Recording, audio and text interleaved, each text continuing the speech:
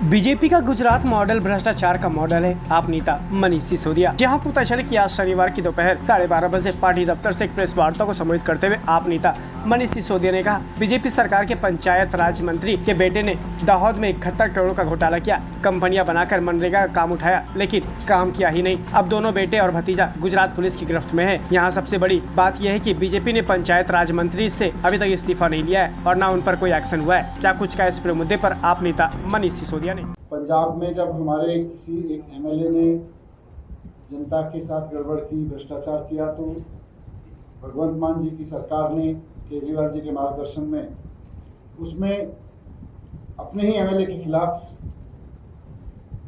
Action लेने में कोई कोताही नहीं की। यही अरविंद केजरीवाल जी की राजनीति है, यही भगवंत मान जी की सरकार का। और दिल्ली में जब हमारी सरकार थी तो दिल्ली की हमारी सरकार का एक मोटो था कि भ्रष्टाचार बर्दाश्त नहीं होगा, भ्रष्टाचार में कोई भी लिप्त पाया जाएगा, जो भी जनता के साथ गद्दारी करेगा उसको छोड़ा नहीं जाएगा, वो कहीं हो कोई हो। लेकिन आज आपके सामने भारतीय जनता पार्टी के मॉडल की भी एक मैं तस्वीर रखना चाहता हूँ। भारतीय जनता पार्टी भ्रष्टाचार को लेके क्या रवैया रखती है उसकी तस्वीर मैं आपके सामने रख रहा हूँ।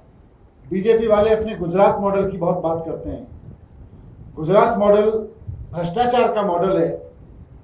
उसका खुलासा हो रहा है कि गुजरात के दाहोद में मनरेगा में भ्रष्टाचार का मामला सामने आया, मीडिया में भी आया, उसमें चला थोड़ा बहुत, कि गुजरात के पंचायती राज मंत्री के बेटों ने अपने ही पिताजी के डिपार्टमेंट के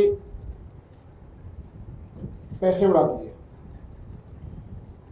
दाहोद में 71 करोड़ रुपए का मनरेगा का घोटाला हुआ है। और ये महाघोटाला इसलिए है, ये सिर्फ घोटाला नहीं है, एक महाघोटाला है, क्योंकि भारतीय जनता पार्टी के मंत्री के बेटों ने अपने ही पिताजी के डिपार्टमेंट में ये 71 करोड़ का घोटाला किया है और वो पकड़े गए। आप सब जानते हैं कि वहां के कृषि और पंचायत मंत्री बचूभाई खाबड़ जी के विभाग में ये घोटाला हुआ है 71 करोड़ का, और उनके बेटे बलदेव और किरण और उनका भतीजा वहां पे 71 करोड़ की चोरी करने के आरोप में पकड़े गए हैं। क्या चोरी की है उन्होंने कि मनरेगा के काम, गरीबों के जो काम गांव में होने थे वो हुए नहीं, कोई काम नहीं हुआ।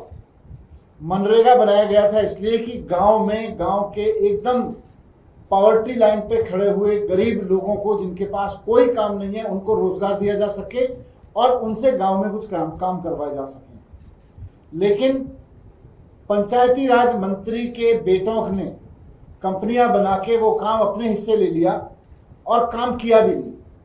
तो गांव में कोई काम नहीं हुआ, गांव के गरीब लोगों को रोजगार नहीं मिला।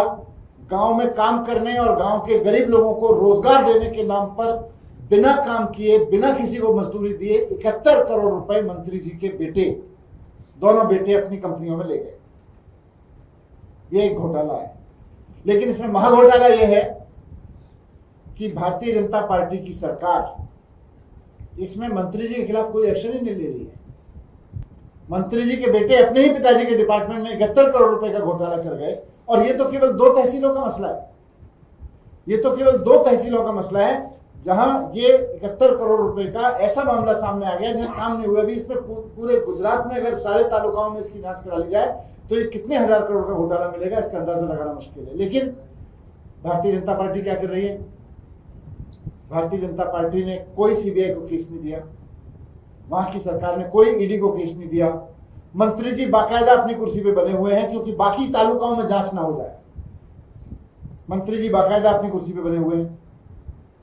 तो ऐसे में जब मंत्री जी खुद कुर्सी पे बने हुए हैं, उनके बेटे उन्हीं के डिपार्टमेंट में भ्रष्टाचार करने के आरोप में गुजरात की पुलिस की गिरफ्त में है, वैसे में मंत्री जी का इस्तीफा क्यों नहीं लिया जा रहा? ये क्या वजह है कि भारतीय जनता पार्टी अपने मंत्री से इस्तीफा नहीं लेगी?